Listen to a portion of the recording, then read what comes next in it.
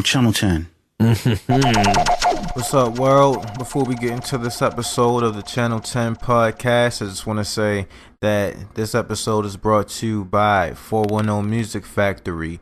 You can check out the new project from 410 Music Factory at 410musicfactory.com. It's called Polirivvemz. It's also available on iTunes, Spotify, Tidal, wherever you get your music from digitally. Go check that out. Also, Channel 10 podcast is brought to you by Audible. You can go to audibletrial.com/channel10 and sign up for a 30-day free trial.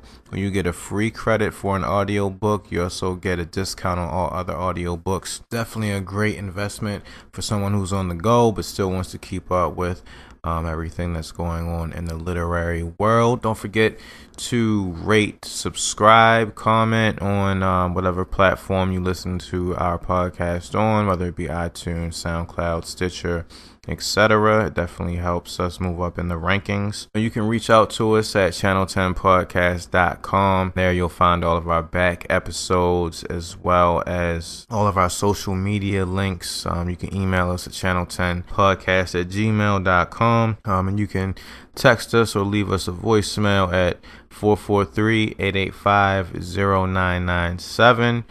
And I guess now that all of that is out of the way, we'll go ahead and start the show. We used to be like CNN, Channel 10, and we used to think that people would catch on. But if you're not from Queens, if you don't got Time Warner or whatever, like, well, I didn't know that. Do it, yo, word up, man. It's a different channel, son. Word up, on, man. Word up, watch the channel, son. Different plane now, man. It's all good. Word up, all good, baby, in every hood, son. Word up, yo. CNN, Network, Channel 10, it's on again. Street niggas, it's grown men. Bold face, gat in your face. Stay in place, yo, crime lace. Cast more beef than Scarface.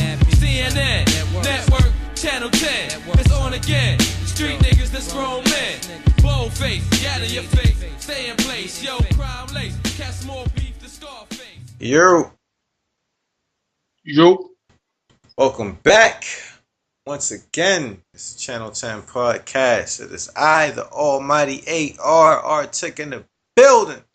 I'm alongside Sin God Superior. And man, I don't know what to say right now because there's just, in the words of Vic Mensa, there's a lot going on. Word.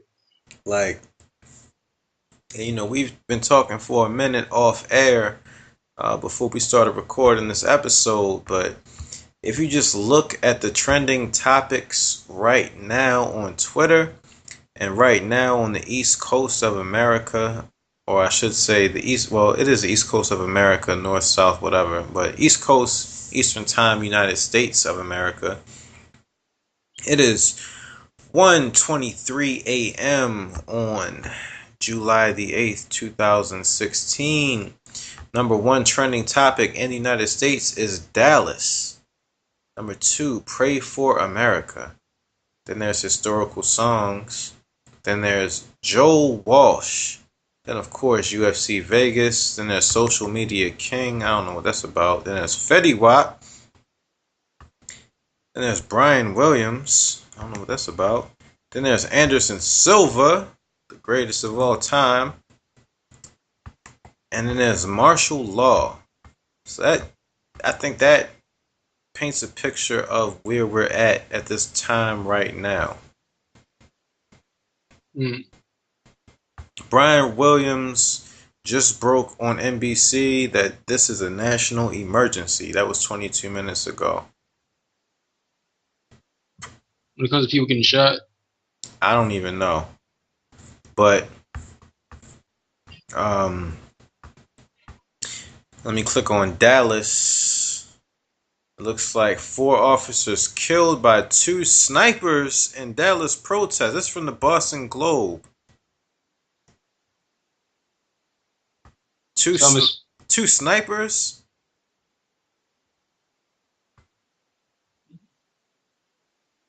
I wonder if we'll feel the aftershocks up here.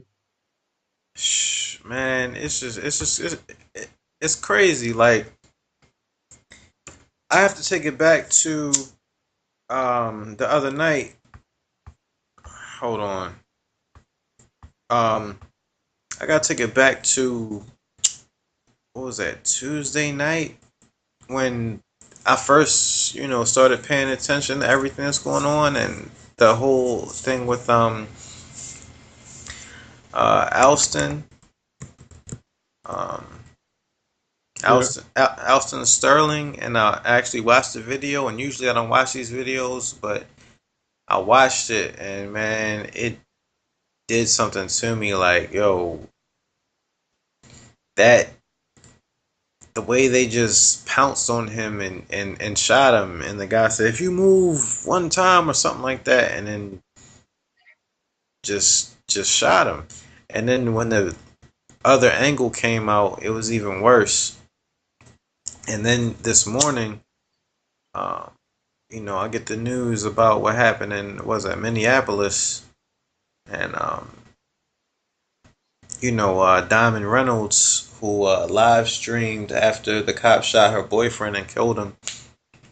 Well, basically, he was dying as she was live streaming it.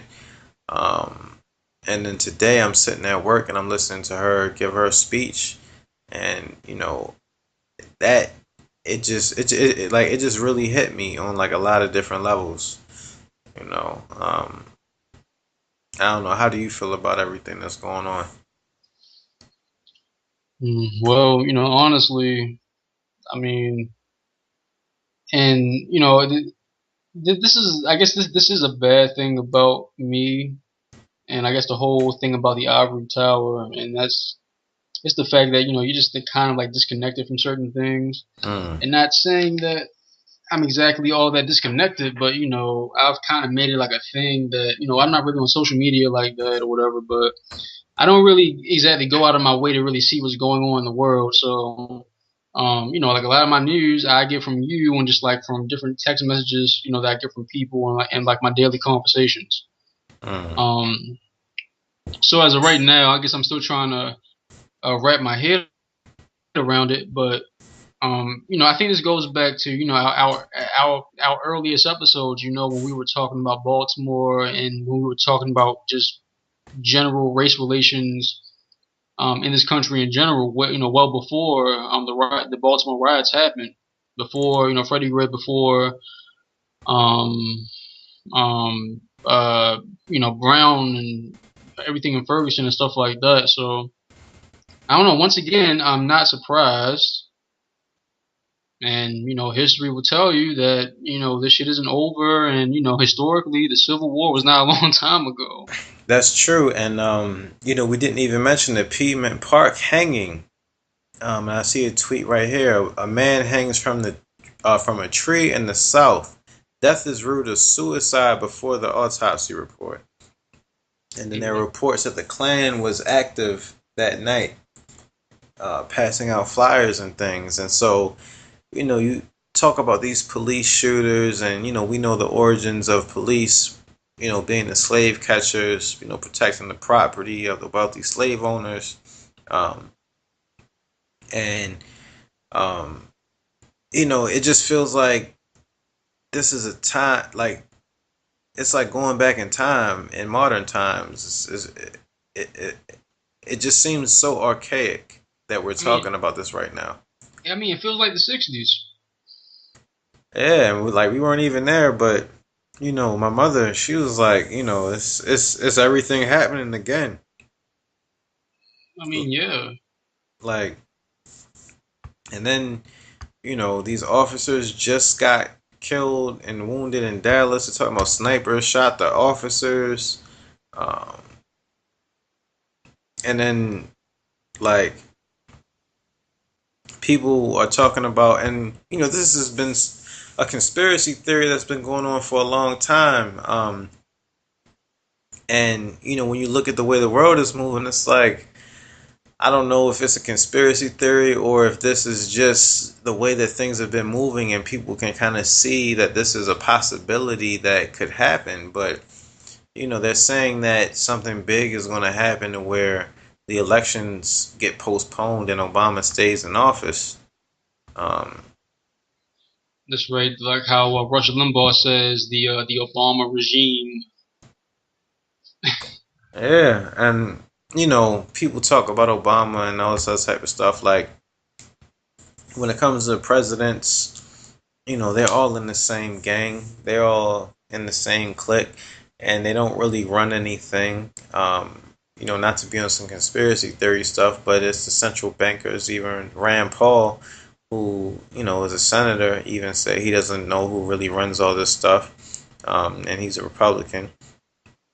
And um, you know, Obama actually, when he first got into office, he went through with some things that George W. Bush already had in the works, and then some of his policies, kind of, especially with foreign policy and things of that nature, like things that affect the world on a whole global scale, he continues and furthers it to more of an extreme than Bush did, and we all hate Bush supposedly, and he did a lot of the stuff that Bill Clinton did. I remember when I was young, and the news would be on at grandma's house, and I remember I remember seeing when they started bombing Afghanistan, and it was just out the blue, and it wasn't, I was young, I really wasn't up on things, but it didn't really seem like it was that much. Like it was a big story for a quick second, and it just kind of went away. But this has been going on since the 80s and 90s with the international side of it, and then the domestic side of it. It's been going on since the inception of the country. And it's just interesting to me to see that all this is happening right after the 4th of July and during such a pivotal time when it comes to presidential elections. It's just crazy. Yeah, I had a friend who texted me the other day, and he said Happy 4th. And I said Happy 5th. And he said, why do you say that? And I said, because the 4th is evil. I kind of jokingly said it, but I had a point to it. I mean, for example, I remember when I was interning at the Maryland Historical Society, and we ended up going to Fort McHenry for the day, and we were like special guests or some shit, and we had like this park ranger who was going and giving us like a tour and shit, and then he stopped at like the American flag, and he had the whole story about the flag and how it was saved and all this and that, and he just wanted us to pledge allegiance to the flag. And I was the only black guy there, and I didn't want to do that shit because I just wasn't what I was really into. I don't think I should really exactly pledge allegiance to the flag, until I can start walking down the street and not really be, labeled by the color of my skin. I mean, to this day, I teach over 40 students a semester. You would think that would give me some type of recognition, and still don't. So. Yeah, I mean, last time I pledged allegiance to the flag was, I was in 4th grade. That was the last time I was in a school that required me to do so. And, I'm firmly anti-statist at this point in my life. I'm not for borders. I'm anti-borders. I'm just for people. So I can't really see myself pledging allegiance to this man-made concept, because the idea of the state and pledging allegiance to it, to me, is like being back in Catholic school and having a cross up on the wall and doing the Our Father. It's like these routines that they put you in, and when you go into the whole aspect of schooling, you look at our education is free, but it's provided by the state, and so they're indoctrinating you with this ideology of the state, and that you pledge allegiance to this state, and it's like, at the end of the day, we're people just like how anybody else are people, Yeah, I mean, well, what I don't, and this is the thing about race and the whole idea of a state. and if you add this whole idea of culture into it, and culture, I would say the idea of culture kind of complicates this concept of like what a state is and country, city, city-state, whatever you want to call it. And because we've had this conversation, about people who want, like black people who want to go back to Africa, right? But they really aren't. They aren't African, and we know that that's a man-made, construct also, right? And it's like, what do you do? What do you do with that issue? The fact that in some kind of weird way, no matter how you kind of shake it, in so many words, we are American up to a point because we do share a particular culture compared to other kinds of people. We do have ancestors that were connected to slavery who literally built this country mm-hmm. and stuff like that. And so I would say up to a point we do have a particular kind of, connection to this land, whatever it is. You know what I'm saying? Mm-hmm. And how do we, I guess, settle that with what's going on right now? I mean, it's hard because they say America's a melting pot, but it's more like a pot with oil and water that you try to mix, but it doesn't really mix. And the more dense substance sinks to the bottom, and the less dense substance rises to the top. And we have a dense history when it comes to this, like everything, and it gets pushed to the bottom, gets pushed to the back. But America's, and not even just United States, but North and South America as a whole, it's all based on race, because you're dealing with people who came to a new land and interacted with other people who were different culturally, socially, just appearance wise and everything. And from that first contact in the New World, that first documented contact by Europeans in the New World, it's all been based on race since then. And so you can't take race out of the equation at all. And then when it comes to nationalism, it's kind of strange because a lot of times, when it comes to mainstream American society, we're not included in that. But then when we talk to our Caribbean and our African brothers, they look at us as Americans. So it's like we're caught in the middle. Like, when I'm talking to my Jamaican people, it's like, oh yeah, you're American, so you don't know about this or that. And it's like, yeah, you're right. But at the same time, you're kind of wrong in a sense too, because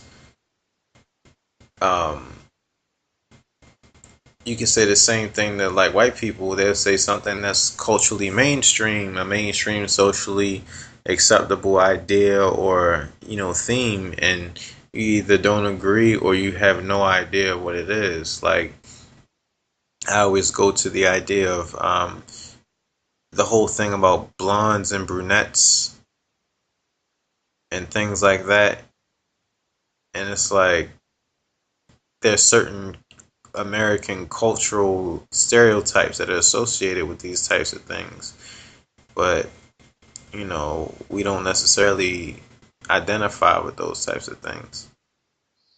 And then when you listen to, like, you might be listening to a podcast with two white people talking, and they say, oh yeah, there's a big black guy, and it's like, they don't necessarily mean anything by it, but subconsciously they look at black as being the other. And so by being the other, you're not included in the mainstream of the culture, that of the borders of the country that you're in.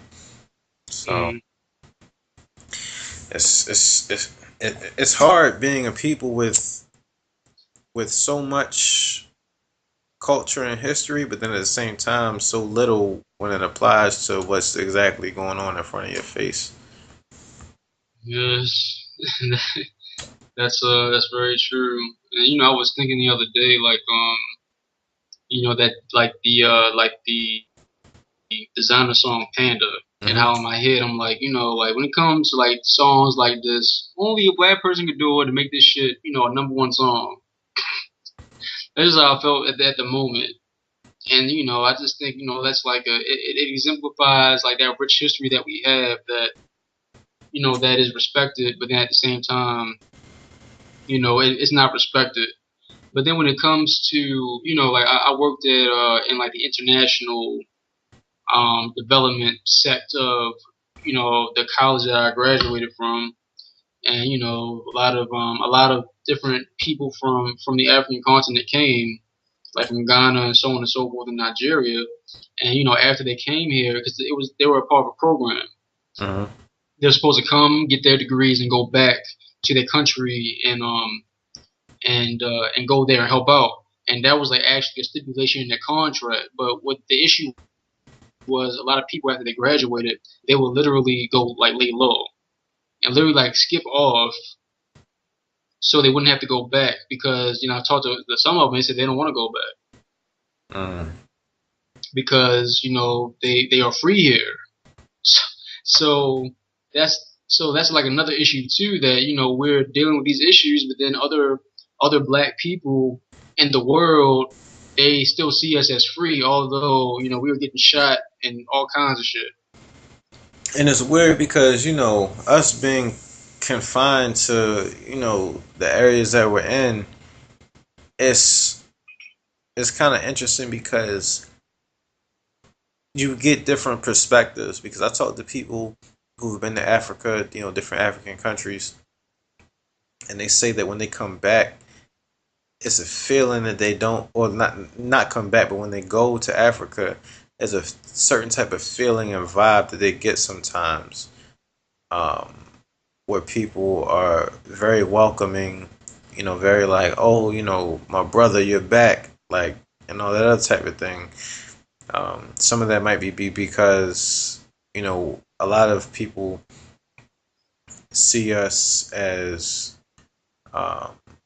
being rich,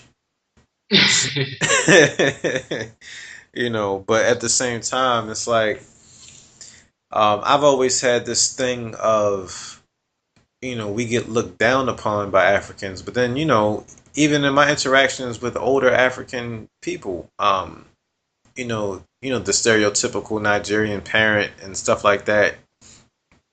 But, when I interact with these people, it's all love and it's all good. So, sometimes I don't know what the deal is, or maybe there's a new consciousness that's coming, not only in America, this whole concept of being woke, but maybe, everybody's getting woke and realizing that, we're all in this together. I don't know. I mean, well, yeah, but then what is it to be said about the people who don't want to go back to their country, that they're supposed to be helping out when they, based on the stipulations of a program that they enrolled in? I think that comes from the fucked up ass country that they're from, and it comes from, it stems from government. And, a lot of times, especially when you deal with these places that were colonized, number one, these lines didn't exist before, so you're putting all these different types of people together, then you're forcing them upon this European type of government, and then you just leave, and then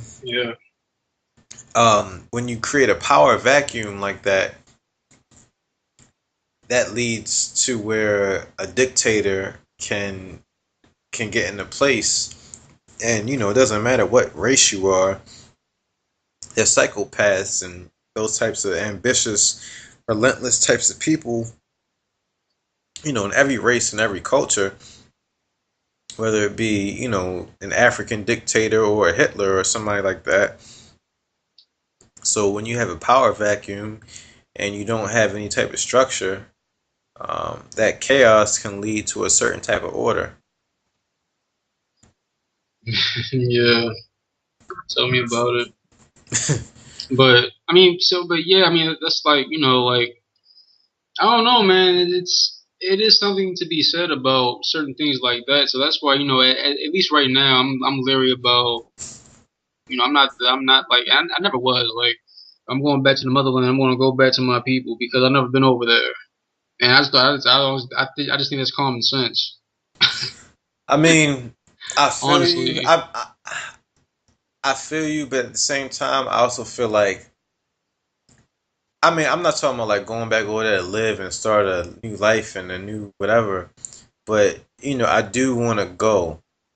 I mean, well, I want to go too, but what I'm saying is that, like, all right, how can I put this?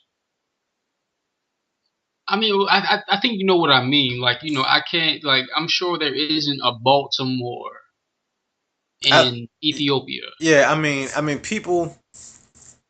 I guess you're talking about the people who have this romanticized idea of, I guess, like a reggae song from the '60s. Yeah, I mean, yeah, exactly. Like, I mean, cause so that's what I'm saying. Like, shit isn't like unless you want to get like some farmland, maybe then there you go. But like me, for example, I am totally attached to an urban way of living, whether it's a good thing or a bad thing, which I think both sides of living they both have like their pros and cons. But I'm interested in urban living.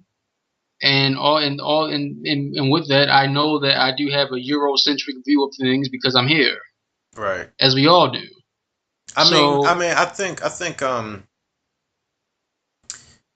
and this might be unpopular to say among some circles, but you know, coming from a humanist perspective and taking race out of the equation, you know, when you look at certain ideas as being Eurocentric or African or certain things like that, it's not always beneficial. Sometimes the most beneficial thing is just to take the best idea. And you can't, I was thinking about this the other day, like, you can't front on certain things that European culture has created that are good and that you can take and adapt into your own thing. Just like you can't front on certain things that African culture has that are good that you can take and adapt. Is so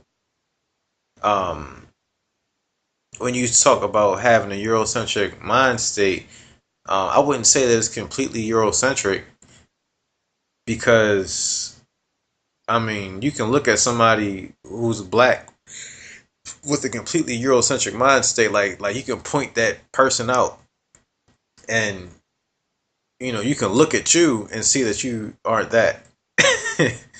yeah, well, I guess put it this way. I mean, well, and Lord knows that let's hope the hoteps don't come after us. But like for example, hip hop. Mm-hmm. You have your drums, you have your bass, you have your freestyle, your call and response, but yet and still is based on a 4/4 structure. Right. Whereas we know African culture is based on a more complex structure than a 4/4 Right. time signature. But that's some European shit for the most part. That's true. So like stuff like that. So that I mean that's what hip hop thing is a mixture of African European culture. And there's nothing wrong with that. So, I want to be able to go back to Baltimore to election the market. There isn't election the market that I know in Ethiopia probably. But at the same time too, like when they talk about Africa, and there's that album that I sent you by that guy, I forget his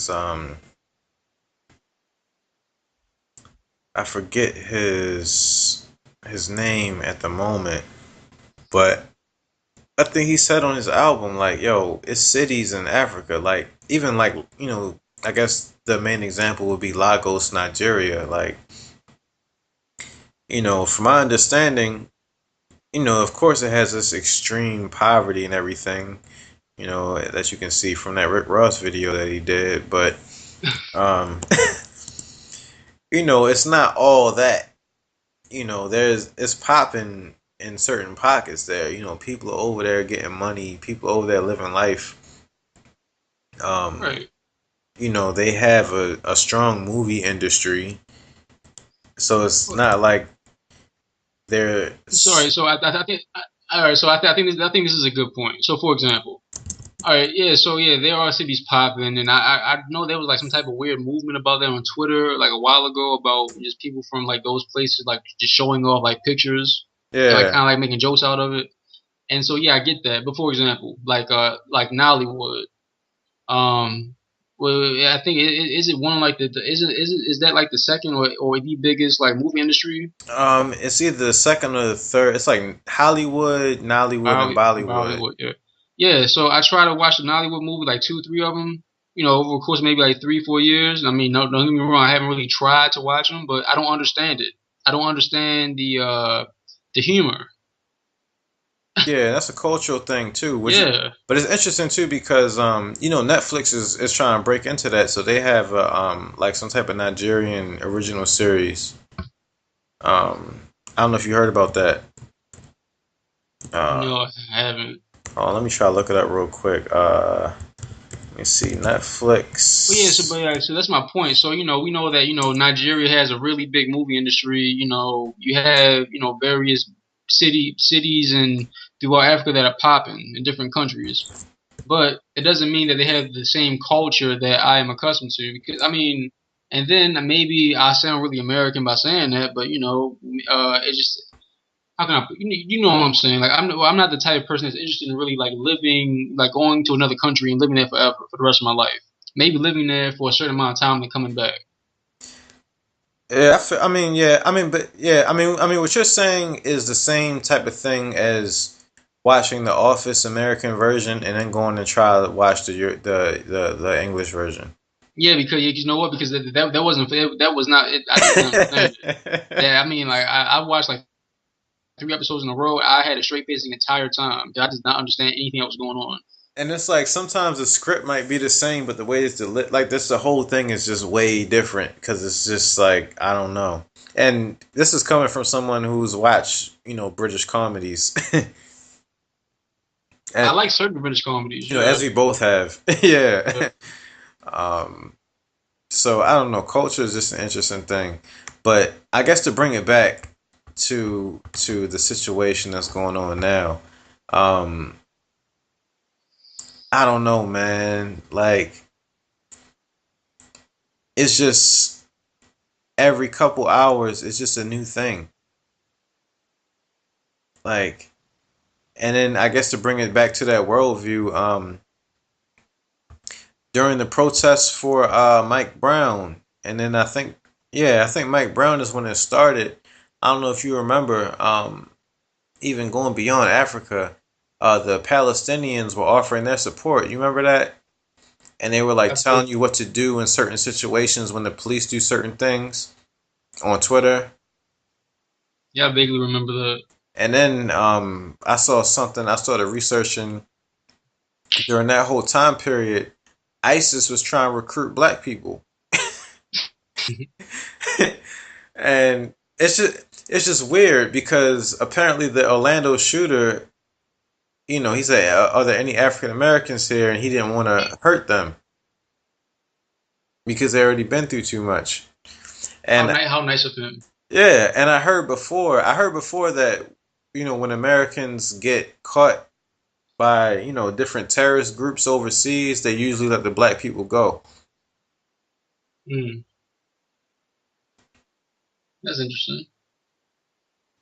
So, I don't know. And then, you know, black people have always had this weird thing in America, like even in the 60s, about, you know, us being associated with the communist movement and things like that. And, you know, the communists trying to recruit us. And I've seen these tweets go out about the value of a black man's life. And so, you know, you look at, I think they put up how much a star black college student generates, and it's like $100 million or some shit, for a school. So it's like, our lives have a certain value, and it's being used and manipulated in different types of ways. But like, our lives have always had value. That's why they put us in slavery. Yeah. And then like, I don't know, man, like, it's, these things, not to be cliche and not to be out here, hashtag activism and everything, but, these things, they get to me. Like, so I've been pulled over hundreds of times. And some of them times I've been afraid. And I think the second time I got pulled over, the officer kind of reached for his gun a little bit.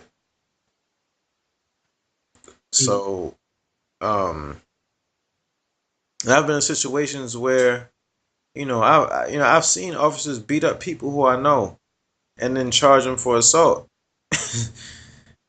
The same officer, PG County Police,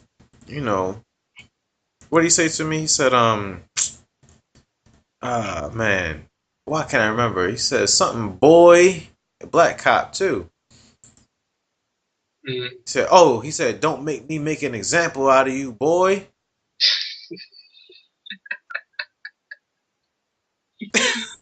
Oh man. He was like, he was well over 6 feet tall, just big, dude. Yo, like, see, that's the thing, like, in my experience, black cops have been worse than white cops to me. And another thing too is like, it's just a conversation I have with my girlfriend. Like, the thing with police, I think, it comes to these cultural things, because a lot of these police officers aren't from our culture, so they don't understand how we talk. They don't understand how we react to things. And maybe we aren't speaking and reacting to things in the best way, but at the same time, if you are charged with if you are tasked with protecting and serving this community, you should be culturally aware of how to deal with the people in the community. Because like we just said, people from different places have different cultures. So if you approach somebody in a certain type of way and they react a certain type of way, it might not necessarily be resisting arrest. It might just be them asking a question. But because you don't speak the language or you don't know what they're saying, you're just going to shoot them. Yeah. And then, like,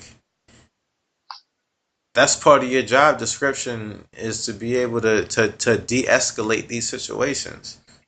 In my line of work, I do investigations, and I'm constantly trying to de-escalate situations and make the person that I'm dealing with feel comfortable, because I'm giving them some information that I know that they don't want to hear. Mm-hmm. And a lot of times I'm catching people in lies. And so I'm just honest, like, people lie to me every day, and then I have to break it down to them how I know that they're lying, but I have to do it in like a professional type of way to not make them feel too stupid and to just make the situation calm. It sounds really sad. People are lying to me every day. Man, that's a whole nother thing that I meant to talk to you about, just dealing with my line of work before we even got into recording the podcast. But yeah, like, people they just sit there and they lie to me, and I have to de-escalate the situation. And so now I'm not usually in the immediate threat of danger. I mean, I have had people threaten my life, but they're not in my face. I need to get paid more. But I do understand that, if you're an officer, you're in the line of duty, you're just doing a job, trying to get home. I feel you, but at the same time, your job duties are special. If you're a police officer, you are special. Like that, you have a power that people don't have, which means that you have a responsibility that people don't have, and sometimes you have to make sacrifices that people don't have to make. Anytime anytime you have something that somebody doesn't have, that usually comes with some type of sacrifice or some type of responsibility that people don't want. Mm. People who are rich sacrifice a lot to get to that level. People who have a lot of power sacrifice a lot to get to that level. So if you have the power of life and death in your hands as a police officer, that means that you have, the potential to make sacrifices that a regular person doesn't have to make. And you have to be ready to take that when you take the job. But they just hire people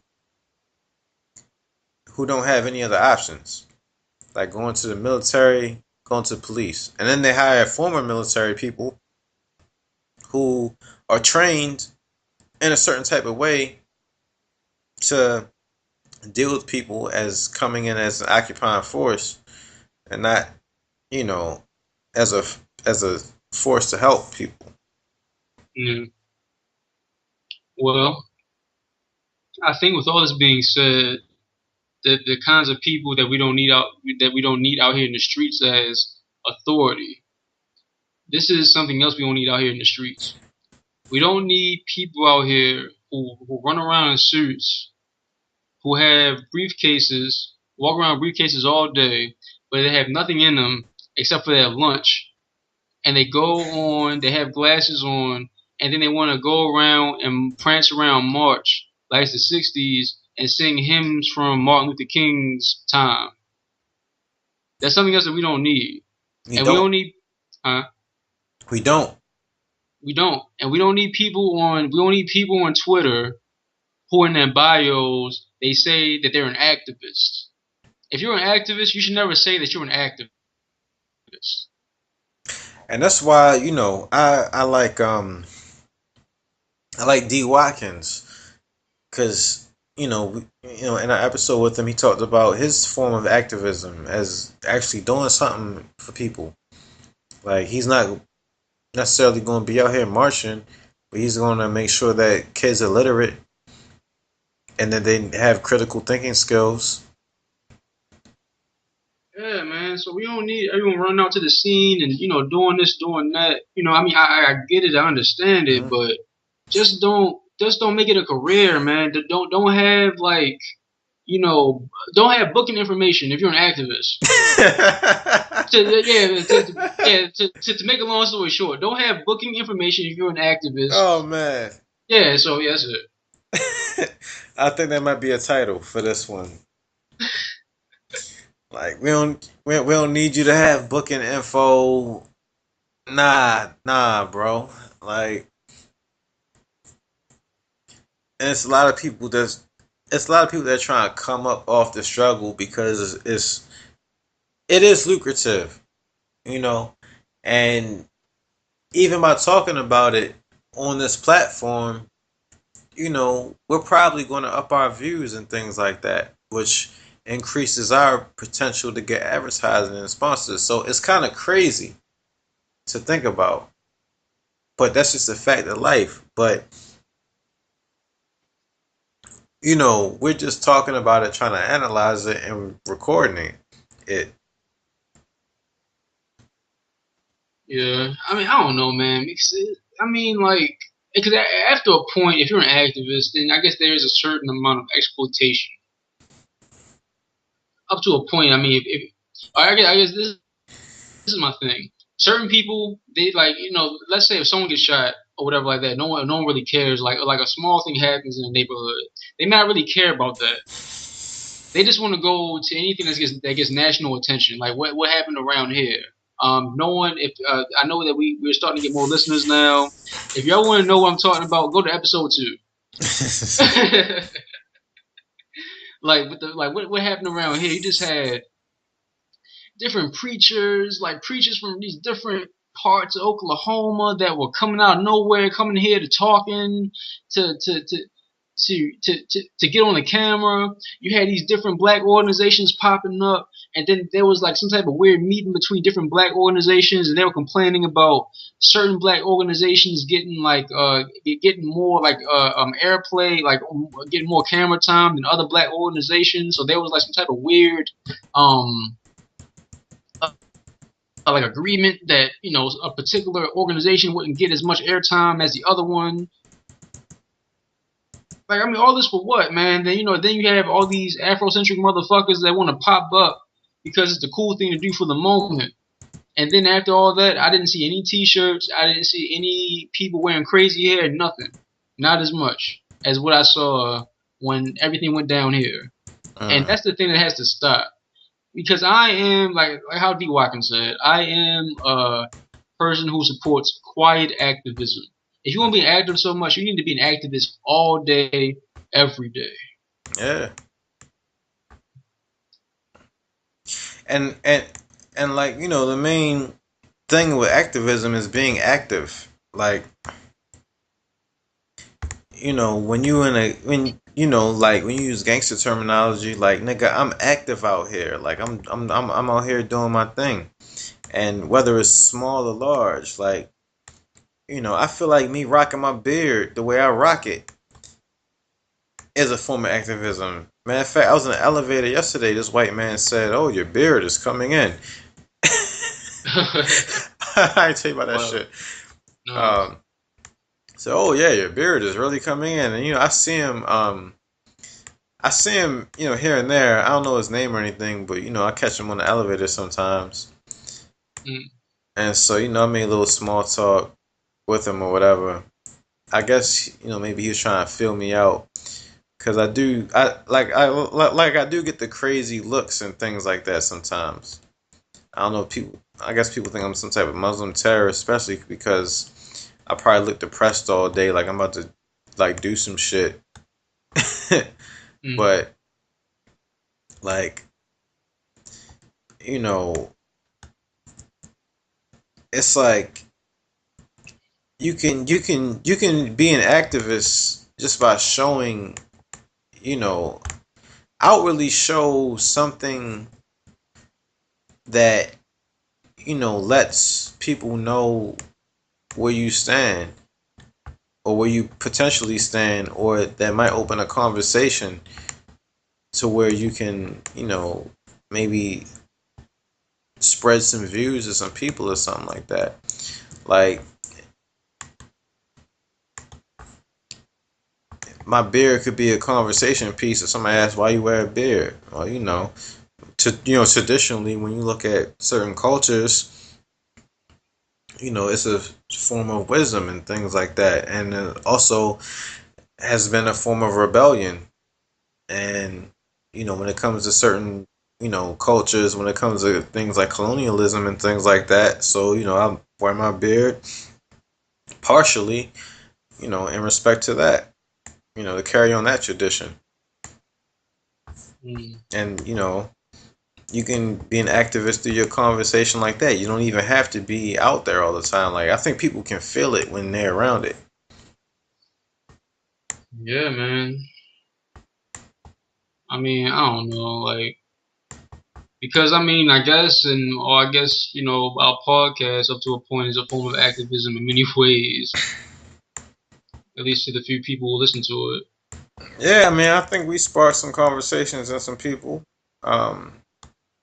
And, you know, I see our podcast as potentially being, you know, a platform in the future in order to get some ideas out there.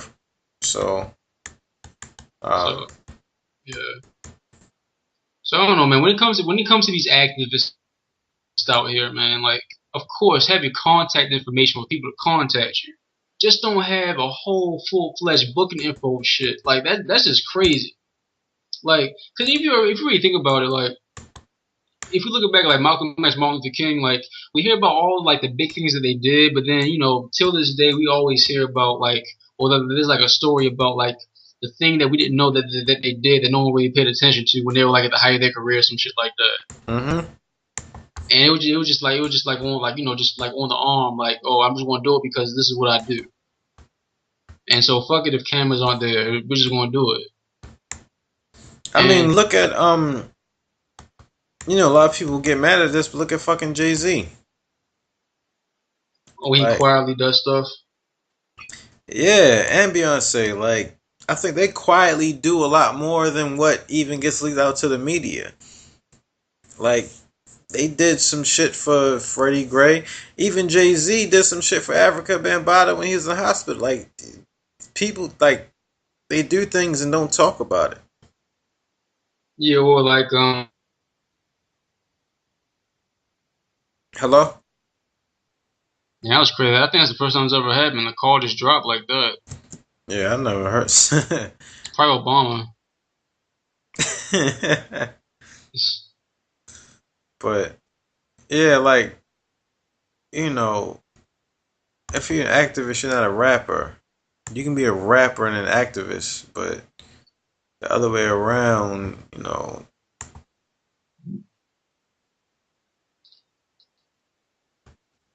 I don't know. Yeah. Well, I don't know. Well, I don't know. Hopefully, for the people who are being, openly activists, for lack of a better term. I mean, I don't know. As long as they do something, I don't know. Yeah, I guess that's all I can say about that. I mean, I guess it is a good come up, and if someone comes up, I guess maybe it should be for a good cause, even if they are exploiting it. Yeah, I mean, I don't know, man. Like, I feel like, you have to, you have to start where you are. Like,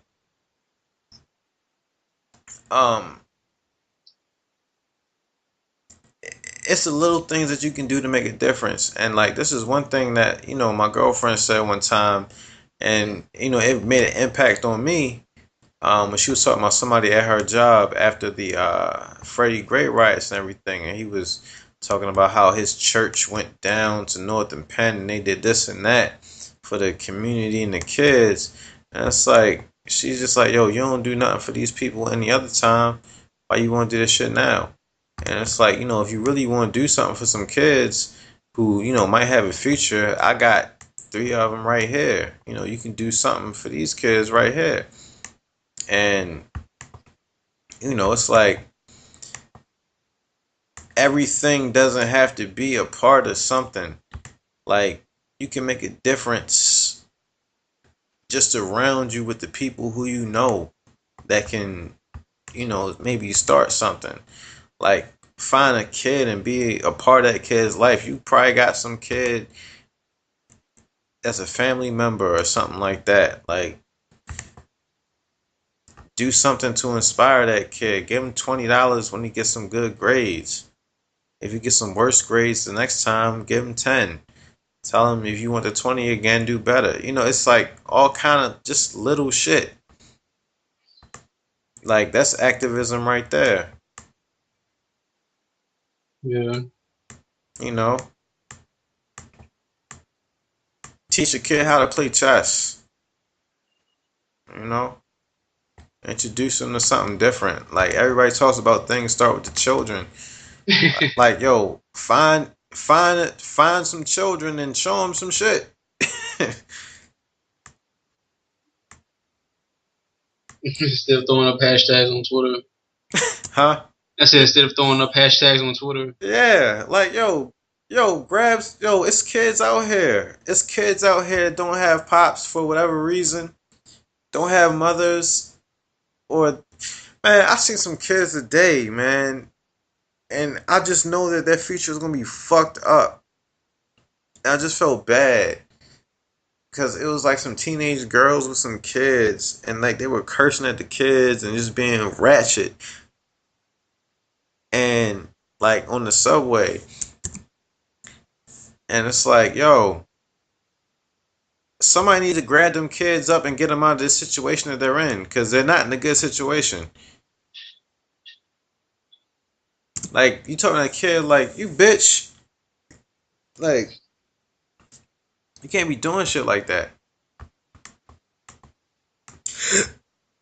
But Yeah. I don't know. I digress. These stories that come out about people, excuse me, people in the cops and all this other type of stuff. You know, these are very important issues. And like on my way to work today, when I first heard about the situation in Minneapolis, it was like, yo, I don't even want to go to work. I just want to do something. It's like, yo, what the fuck am I going to do? Go out here and get killed. And what's that going to do? Nothing. Because somebody's just going to get killed next week. So the only thing you can do is, you know, put that energy into something productive. So find you some kids and mentor them. That's I think that's my thing. Like, that's my thing right now. Like, because I think a lot of people are searching for something to do, and it's like, this is something that you can do. Yeah, I guess I can see that. And although I guess how reluctant I am to do something like that, I kind of do that on my damn self at this point. I mean, man, you take it to the other side and break the shit down for them. I know. You know, the funny thing about it is it kind of had happened out of anger. It was a point of rebellion. That's the funny thing about a lot of this stuff that's been happening lately. Yeah. Man, it's crazy, man. You know, like one day, you know, people are against you, and one day you just wake up and say, you know, you throw out your lesson plan, you say, fuck it, I'm gonna talk about Mansa Musa today. This is how I feel. Mansa Musa. Man, I need to make that the name of my company. I was thinking about, I was like, I need to make that name of my album. I'm surprised no one has it. I'm pretty sure that there's some Afrocentric nigga who just hasn't who hasn't released anything. He probably has an album called Mansa Musa. Maybe. I mean, I've been sitting on it for 7 years, and he's probably like, yo, when this shit comes out, it's gonna be ill. Man, I'm about to cause I'm about to get my business license soon. Yo. Yeah. Yo, we should make a song like with some Dead Prez, like the Dead Prez Gangsta Grills. Oh yeah. But called Mansa Musa. We should do that shit over some designer. I don't know who I'm gonna shoot today. I don't know what I'm gonna do today. Yo, that song is kind of rocking, but I can't listen to that shit, man. Like, maybe I'm old. I can't listen to that shit. Yo, I felt kind of bad. Yo, the guys in there, I can't think of his the guy on there with them. I kind of like him. Yeah, but I can't listen to that shit. Like, I can't listen to that shit. Like, that shit is that shit is detrimental to society. Like, that shit is horrible, man. Yo, you know what's so funny? Like, cause people talk about Future, but compared to that song, Future, he doesn't really do shit like that. That song is bad, man. Like, it's a 6-minute song. Yeah, and then the beat switches up and gets all deep on you and shit. Yeah, and then it gets more aggressive. And then Future, I'm about to call this nigga Future. Then the Zod, he just comes on. I don't know who I'm gonna do today. I don't know who I'm gonna shoot today. He gets that shit gets faster and shit. Yeah, but I don't know who I'm gonna shoot today. Like, man, we have to do better. Like, we have to do better, man. Like, and, I understand the social constructs and everything. And, it's not, a lot of people, a lot of people seem to take one side of it. But you take a holistic approach. Like, we have to uplift ourselves because, you know, people talk about black people so ignorant, this or that or whatever. There's a reason for that. And when you start to understand those reasons and start to show people like this is why the situation is what it is, that's when you can start to get people to look into things more and start to uplift themselves. So it all kind of goes together. I mean, yeah, but you listen to this ratchet ass country music out here nowadays, man. And I think we had a conversation about this too. Yeah, I mean, sometimes I don't know. I mean, like, yo, fucking the like a lot of the shit that we talk about that's a problem with black people, it's a problem with white people too. It's just that shit isn't out there like that. But man, I mean, if you listen to some country music, it's one country music song. I think, what's the group called? Like Florida Georgia Line. They have a song about getting drunk. They have a country music song about getting drunk and fucked up listening to hip hop music.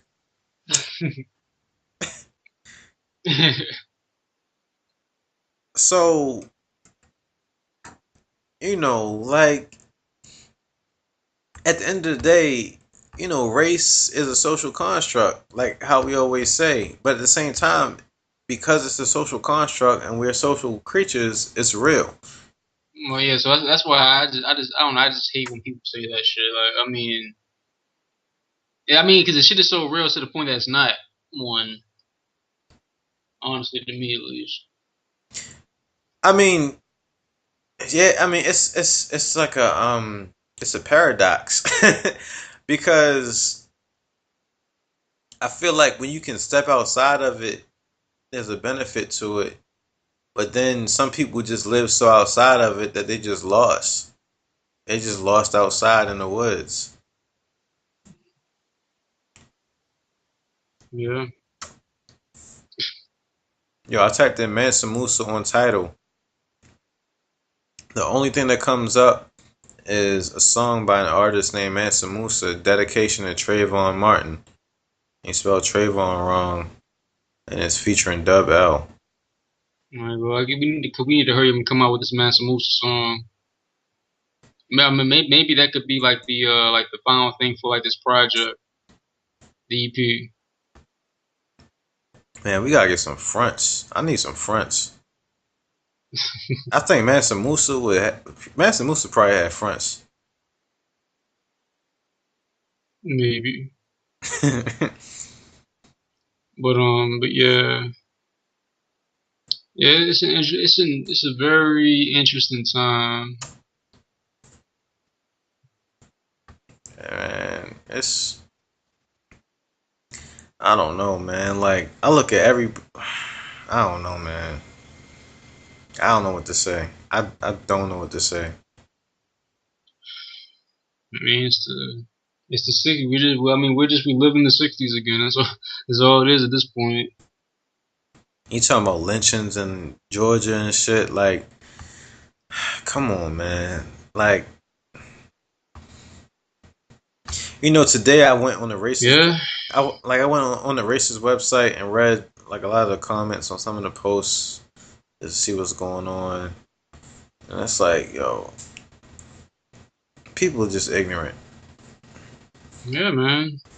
I mean, shit. Like right now, I'm currently the only black man on my block in my neighborhood right now.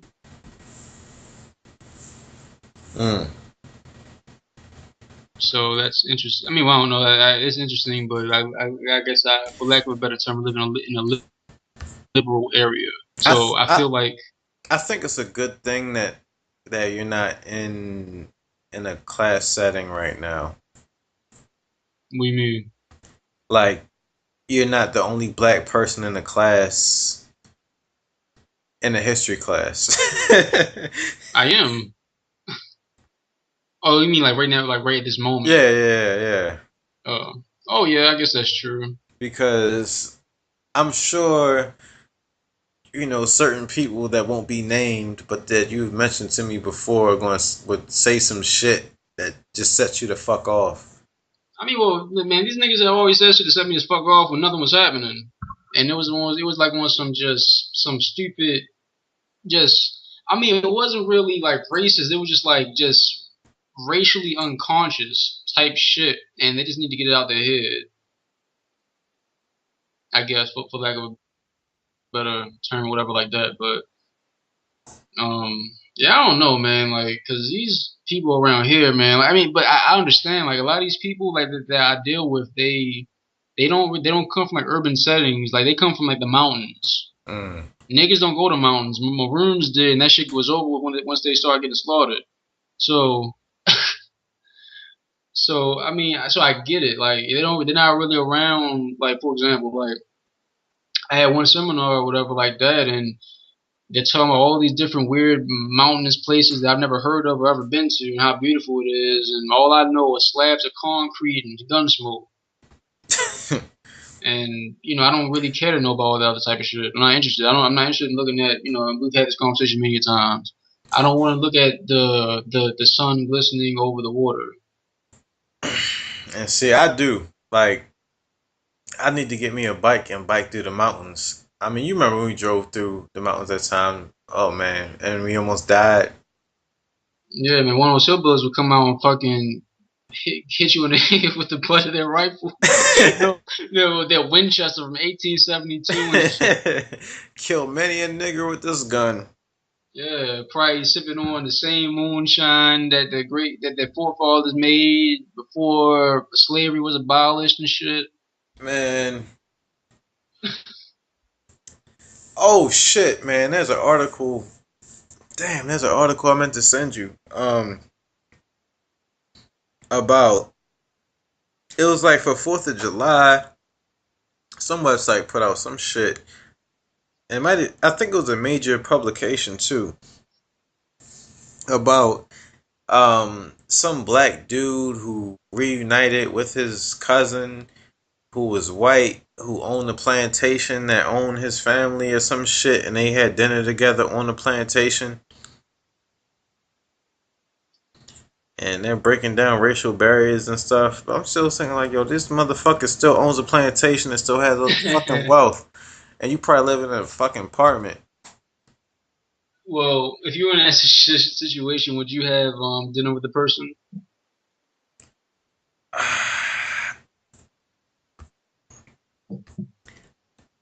I would entertain conversation.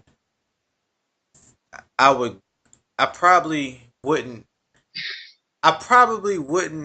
go to the plantation and have dinner and make it a news story. Hey man, maybe that's his come up. Maybe it is, and you can't knock a nigga hustle. That's one thing that you cannot do. But I don't know, man. It's like, that's a good question. Like, I used to have a coworker who came from a long line of slave holding families or whatever, and her brother was in the Klan. And I remember for the Halloween party, she dressed up as somebody from Gone with the Wind. Is that the movie? Yeah. Yeah. And like in a whole, oh man, that shit was crazy. Like, she had like the authentic dress from the 1800s and shit. And me, I came with a motherfucking Bob Marley t-shirt with a cat with some fake dreads on it and my guitar. And I won the Halloween costume contest. So I felt like that was a victory right there. That was my activism. Man, I come to work every day with a Haile Selassie red, gold, and green lanyard around my neck with Haile Selassie's face printed on it all up and down it. And I always had that shit sitting out at my desk. And sometimes I just wonder, like, well, what the fuck are these people thinking when they see this shit?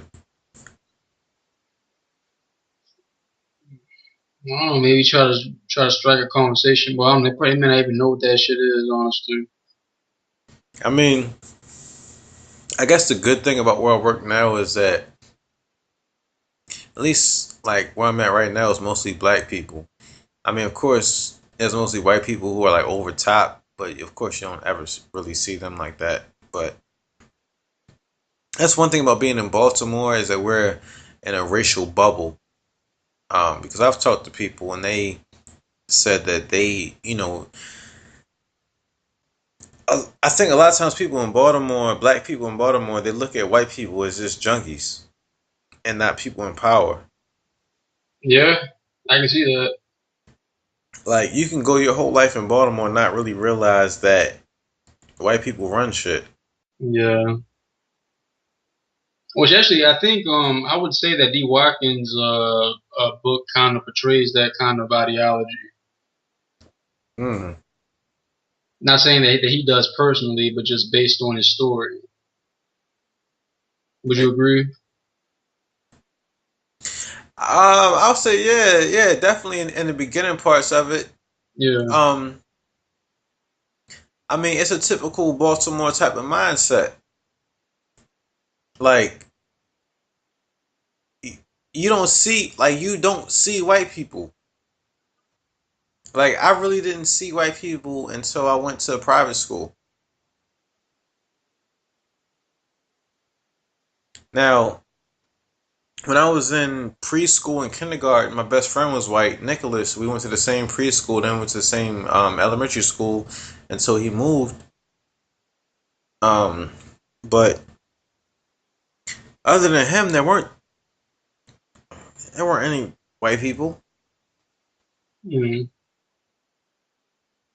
Like other than the nuns.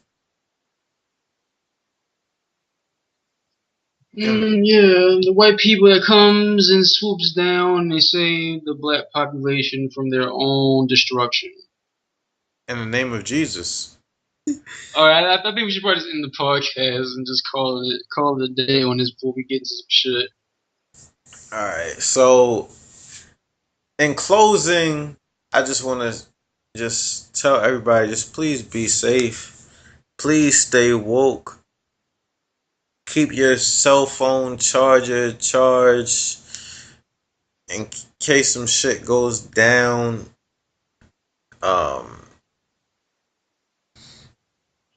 And just be strong, man. Like, just try to be strong, cause you never know when it's gonna happen to you. Like, I've been on a dark street with nobody around in the middle of the night, being apprehended by police officers before and not knowing what's going to happen next. And you have to understand,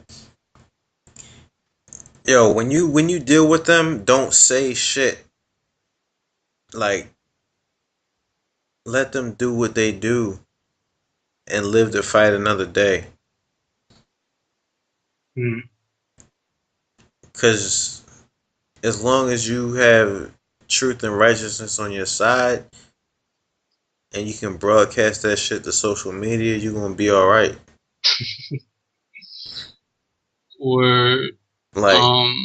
That, I mean, not to sound super cliche, but that's just the reality of it. Like, unfortunately, we have to approach these situations in a certain type of way, and you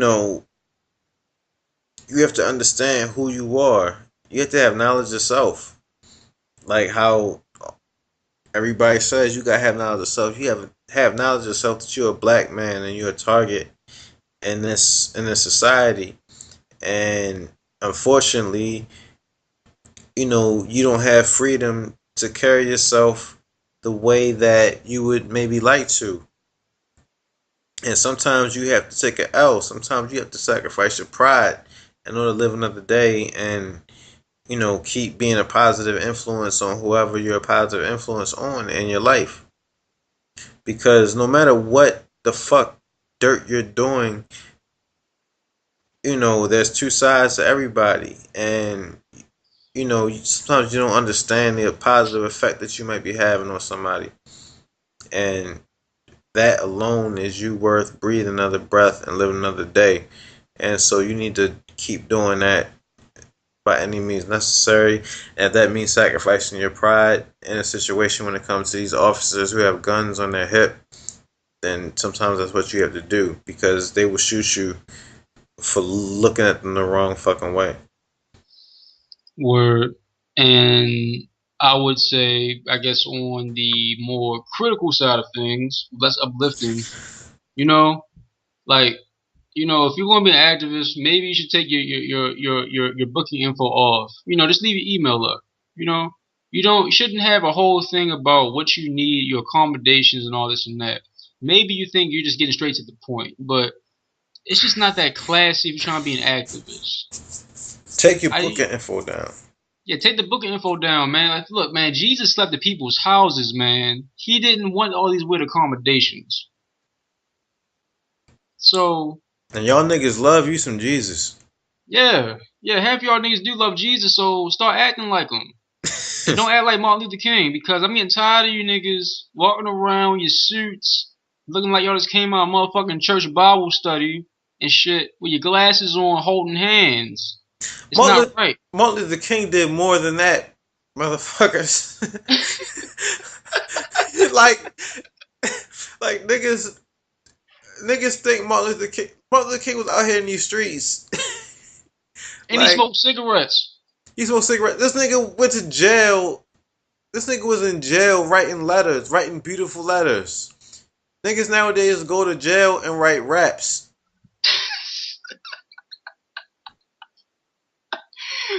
Speaking of that, did you see the Gucci Man post where he had like all of his lyrics that he wrote in jail up on the wall? Yeah, man. Like, yo, I hope that shit was crazy. I hope Gucci Man comes out with Gucci Man. That's a whole nother episode. Shout out to Gucci Man. But in closing, I do want to give a shout out to one listener. I want to give a shout out to Change the Stories. No doubt. She's relatively new, but every time I've been looking at the stats, I'm not sure if you noticed her, but she's been listening to damn near every episode, whether it's a no guest episode about just fucking around, like on some no race shit, to having D Watkins on and our other guests that we've had on just listening. I don't know if she listens all the way through, so hopefully she listens to this. Hopefully you listen to this Change the Stories and you will hear this, that we appreciate you listening. Shout out to Change the Stories. Shout out to Tay, listen to every episode. Shout out to Brandon Soderberg. Baltimore City Paper in the building. We probably should do the shout outs in the beginning. But shout out to I think we're about to put this episode out today, but shout out to Albert Obese. We're gonna put his episode out probably. What's today? It's about to be Friday. Probably put his episode out Sunday, because we're gonna drop these, and then Saturday after that we probably drop Bill's. And just hit him with the content back to back. And then who else we got? Shout out to Uchenna, happy birthday. My man Uchenna from Radio 1 WLB 1010 AM, called Tyrone Show. Had a good time on his birthday. Shout out to Be More Ben, about to do some work, about to get some money. Shout out to Killer Fifth, Born King.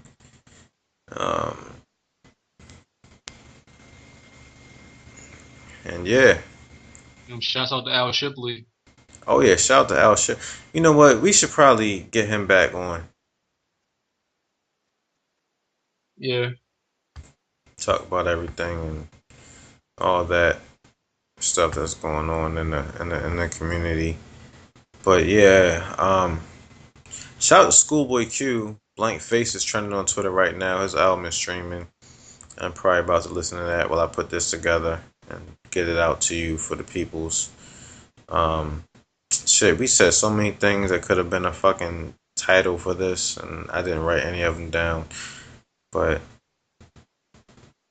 I'll figure it out, and I'm gonna try to have this episode out by Friday morning.